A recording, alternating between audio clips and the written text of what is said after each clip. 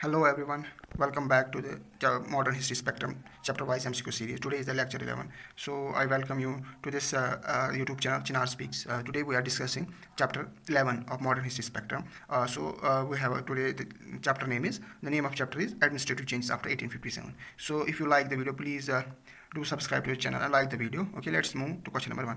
ठीक है. So अगर आपको ये क्वेश्चन सीरीज आपको अच्छी लगती है तो प्लीज़ जो है आप सब्सक्राइब कर सकते हैं चैनल को और वीडियो को लाइक करेंगे. ठीक है. Okay, let's move to question number 1. Question number 1 is how many members assisted Secretary of State for Indian Council? So all of you आपको ये पता होगा कि पहले हमें क्या पता होगा, यहाँ पे हमें क्वेश्चन पूछ रहा है वहाँ से कि कितने मेंबर सेक्रेटरी को ऑफ स्टेट जो SOS थे उनको कितने असिस्ट करते थे इंडियन काउंसिल में. सो ये सेक्रेटरी ऑफ स्टेट आपको पता होगा पहले SOS. ठीक है जी. SOS सेक्रेटरी ऑफ स्टेट ये कब बना था? 1858 जो हमारे पास जो एक्ट आया था उसके बाद 1858 एक्ट जो था उसके बाद हमने क्या हुआ था कि जो BOC बोर्ड ऑफ कंट्रोल जो था उसके जो राइट्स थे या हमारे पास थे COD कोर्ट ऑफ डायरेक्टर्स, उनके जो सारे जो राइट्स हैं उनको कैंसिल किया. बोर्ड ऑफ कंट्रोल को कैंसिल किया, कोर्ट ऑफ डायरेक्टर्स को कैंसिल किया. वो सारे राइट्स अब सेक्रेटरी ऑफ स्टेट को दिए गए थे जो रिवोल्ट ऑफ 1857 के बाद जो हुआ था. तो उसकी जगह एक तो ये सेक्रेटरी ऑफ स्टेट थे और इनको जो असिस्ट करते थे वो कितने मेंबर थे, वही क्वेश्चन हमें यहाँ पे पूछा गया है. ठीक है. सो क्वेश्चन नंबर इसका जो ऑप्शन है, ऑप्शन ए है 5, 10, 15, C is 15, D option D is 20. सो इसका जो आंसर है, you must know the answer is 15. So 15 members, एक तो SOS प्लस 15 मेंबर जो थे इंडियन काउंसिल में. सो इसके बाद जो भी एक्ट आते हैं हमारे वो इंडियन काउंसिल एक्ट आए थे. सो जो भी एक्ट इनके बाद आए, वेदर इट इज 1861, 1892, सो ये जो सारे एक्ट्स है ये इंडियन काउंसिल एक्ट से बने थे. ठीक है. सो ये काउंसिल इनमें बना था, उनके उस काउंसिल में 15 मेंबर्स थे. ठीक है. तो अब हमें पता होगा कि जो SOS जो है सेक्रेटरी ऑफ स्टेट ये ब्रिटिश कैबिनेट मेंबर था. ये तो ब्रिटिश जो था ब्रिटेन में जो कैबिनेट मेंबर थे SOS उसी को बनाए थे. वो कौन थे? Cabinet member. ठीक है. और जो ये 15 मेंबर्स थे ये जो भी फैसले लेते थे एडवाइजरी था. तो ये किसके ऊपर डिपेंड करता था कि जो ये 15 मेंबर्स जो भी ये बोलेंगे वेदर SOS इसको अप्रूव करेंगे कि नहीं, SOS पे डिपेंड करते थे. ठीक है. तो ये चीज़ इसमें इंपॉर्टेंट है. आपको ये पता होना चाहिए कि अब 15 मेंबर्स इसमें थे इंडियन काउंसिल एक्ट में. और ये कब आया था इंडियन काउंसिल, जो हमारे इंडियन काउंसिल कब बना था? 1858 एक्ट में, जो कि रिवोल्ट ऑफ 1857 के बाद जो एक्ट पहले आया था उसमें आया था. ठीक है. Let's move to question number 2.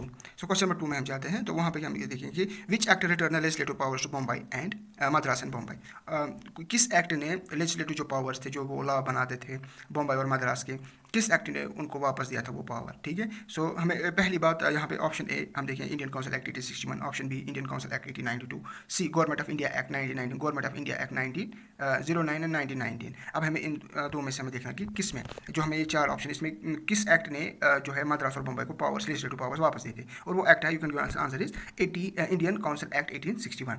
अब इसमें जो क्वेश्चन आता है कि इनसे जो राइट्स है वो कब छीने गए थे? 1833 का जो एक्ट था, चार्टर एक्ट 1833.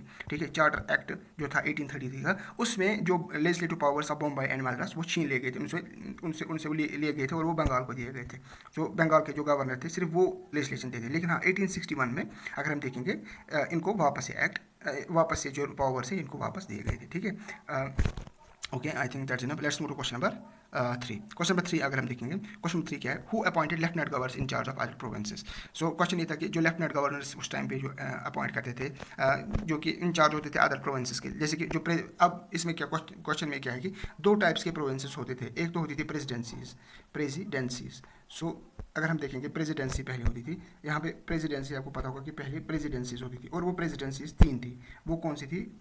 बंगाल, बम्बई और मद्रास. ये 3 प्रेसिडेंट. बाकी जो भी प्रोविंसेस होते थे वहाँ पे क्या होते थे? लेफ्टिनेंट गवर्नर होते थे. तो ये हमें पता कि वहाँ पे लेफ्टिनेंट गवर्नर होते थे. तो इनमें से अगर हम देखेंगे ये पता है कि उनको लेफ्टिनेंट गवर्नर को कौन अपॉइंट करता था? क्राउन डायरेक्टली अपॉइंट करते थे, option A. B governor general directly appoint करते थे. सी बोर्ड ऑफ कंट्रोल करते थे. या डी चीफ कमिश्नर जो थे वो करते थे.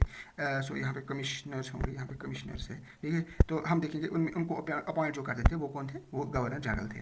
तो गवर्नर जनरल जो थे प्रेसिडेंसी के थे, जो गवर्नर जनरल बंगाल उस टाइम पे थे, वो उनको अपॉइंट करते थे कि हाँ ये इन जगह इसको हम करेंगे लेफ्टिनेंट गवर्नर. और इवन कि चीफ कमिश्नर्स को भी गवर्नर जनरल ही खुद ही क्या करते थे? अपॉइंट. बट अगर हम गवर्नर जनरल को देखेंगे, गवर्नर जनरल को कौन अपॉइंट करते थे? Directly crown. और उनके साथ लेजिस्लेटिव जो उनके साथ जो एग्जीक्यूटिव काउंसिल होती थी, एग्जीक्यूटिव काउंसिल 3 की, वो कौन करते थे? Crown directly. जो ब्रिटिश क्राउन थी वो डायरेक्टली गवर्नर जनरल और एग्जीक्यूटिव 3 को इलेक्ट करते थे, वाइल लेफ्टिनेंट गवर्नर्स को गवर्नर जनरल अपॉइंट करते थे. Okay. Let's move to question number 4. Question number 4 is which viceroy bifurcate the central and provincial finance, जो सेंट्रल जो वाइसराय कौन थे जिन्होंने बाइफर्केट किया था सेंट्रल फाइनेंस और अलग अलग। क्वेश्चन हमें ये कि किस वाइसराय ने सेंट्रल और प्रोविंशियल फाइनेंस को अलग अलग किया, जो कि सेंट्रल और फाइनेंशियल प्रोविंशियल अलग अलग किया, वो कौन? ऑप्शन ए लिटन है, ऑप्शन बी कर्जन है, ऑप्शन सी लॉर्ड कैनिंग है, या ऑप्शन डी लॉर्ड मायो है। सो वो कौन से थे? अगर आप यहाँ पे देखोगे दैट इज मायो, यहाँ पे दिया गया है कि लॉर्ड मायो वो है, ठीक है। सो हम यहाँ पे देखेंगे लॉर्ड मायो ने जो है इसको बाइफर्केट किया था कि सेंट्रल और फाइनेंशियल प्रोविंसेस अलग अलग फाइनेंसेस होंगे, ठीक है। तो क्वेश्चन नंबर 5 की तरफ जाते हैं। Question number 5, who transferred land revenue expenditure provinces. So जो लैंड रेवेन्यू एक्सपेंडिचर्स होते थे प्रोविंसेस को भी, वो किसने किए थे? तो इसका आंसर जो है वो कौन है? लॉर्ड लिटन ने किया था, ठीक है जी। Let's move to question number, अब हम क्वेश्चन नंबर 6 की तरफ जाते हैं। Question, who give the concept of martial race and non martial race in army. So ये martial race non martial race किसने ये कंसेप्ट दिया था? Option A Lord Ripon, option B Lord Robert, option C Lord Colonel, option D Lord Ripon. So अब क्या था कि हमें पता होना चाहिए कि जो ये दिया था नॉन मार्शल और मार्शल जो रेस थी, ये किसने बोला था? ये लॉर्ड रॉबर्ट्स ने बोला था। अब क्या होता है कि जिसने मार्शल रेस जो थे, मार्शल रेसेस जो थे वो किन को बोलते थे? फॉर एग्जाम्पल ये वो रेसेस थी जिन्होंने 1857 का जो रिवोल्ट है वो सप्रेस करने में इनको मदद की थी।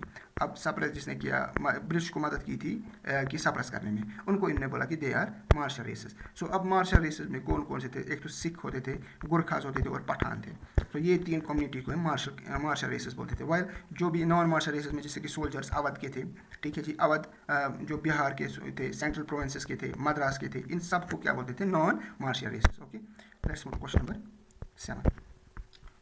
Now question number 7, when did first Indian enter into civil. So पहला कौन सा, कब, किस डेट में पहला इंडियन सिविल सर्विस में गया था? तो ऑप्शन ए है 1843, ऑप्शन बी है 1853, ऑप्शन सी है 1863, ऑप्शन डी है 1873। तो इसका जो ऑप्शन है वो, इसका जो आंसर है वो है 1863। और वो कौन थे पहली बार? वो थे सत्येंद्र नाथ टैगोर, सत्येंद्र नाथ, ठीक है जी, टैगोर। ओके, सत्येंद्र नाथ टैगोर जो थे वो पहले इंडियन थे जिनको क्या किया गया? सिविल सर्विस में पहली बार आए थे। ओके, सो ये आपको याद रखना है, इसका आंसर सी है। Let's move to question number 8। Now question number 8 is, during which viceroy the age of appearing in civil service from 29 to 90 was reduced। so किस viceroy के रूल में जो एज थी सिविल सर्विस को appear करने में वो कम की गई थी 23 से 19? Option A Lord Ripon, option B Lord Curzon, option C Lord Mayo, option D Lord Lytton. So answer इसका है, you must know this is Lord Lytton. Lytton के टाइम पे, और वो ये कब हुआ था? 1878 में। उन्होंने जो है एज जो अपेयर होनी थी सिविल सर्विसेज में वो कम की थी 23 से 19। Okay, let's move to question number अब 9, question number 9। So the Indian factory act 1881 primarily dealt with the problem of, जो इंडियन फैक्ट्री एक्ट था 1881 का, ये किस प्रॉब्लम से, मेनली किस प्रॉब्लम को ये एड्रेस कर रहा था उसमें? Option A women empowerment, option B equal wages, option C child labour, option D working condition of labour. So इसका आंसर जो है, क्योंकि आंसर इज चाइल्ड लेबर। इन्होंने बस चाइल्ड लेबर को यहाँ पे बहुत ज़्यादा, जो चाइल्ड लेबर को उसको रेगुलेट किया था। अब चाइल्ड लेबर में इन 1881 जो है फैक्ट्री एक्ट, उसमें इन्होंने क्या बोला कि चाइल्ड लेबर के बारे में, ठीक है जी।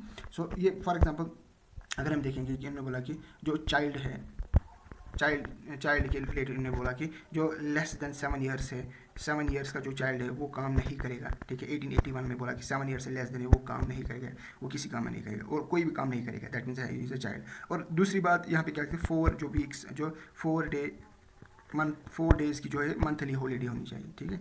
तो आपको 4 डेज़ के मिनिमम जो हॉलीडे थी, एक मंथ में 4 डेज़ की हॉलीडे होनी चाहिए, ठीक है। ये इस 1881 एक्ट में आया था। So let's move to question number 10 is who is known as liberator of Indian press. So option क्या है यहाँ पे, लिबरेटर ऑफ इंडियन प्रेस किसको बोलते हैं? ऑप्शन ए जो है lord Metcalfe, option B lord Lytton, option C lord Ripon, option D lord Curzon. So जो इसका आंसर है वो है लॉर्ड मैटकल। सो इन्होंने कब जो रिस्ट्रिक्शंस ऑन प्रेस थी 1835 में इन्होंने जो है ख़त्म की थी, या 1835 में इन्होंने ख़त्म की थी लॉर्ड मैटकल। दैट्स वाई इनको बोलते हैं liberator of Indian press. But as you know कि उसके बाद जो लॉर्ड लिटन आए थे, उन्होंने वर्निकुलर प्रेस एक्ट 1878 में लाया था, फिर से प्रेस पे ज़्यादा से ज़्यादा रोकी। सो वो था वर्निकुलर, ठीक है, वर्निकुलर प्रेस एक्ट, ये लिटन ने लाया था 1878 में। तो फिर से इसमें कर्व किया था, लेकिन इसका जो लिबरेटर ऑफ इंडियन प्रेस जो है वो किसको बोलते हैं? लॉर्ड मैटकल को। सो यहाँ पे आपको याद होना चाहिए। Okay, let's move to, yes, this is the last question, I think. Yes, okay, if you like the video, if you like this lecture, please like the video and do subscribe to the channel. Okay, let's meet in next video. Thank you.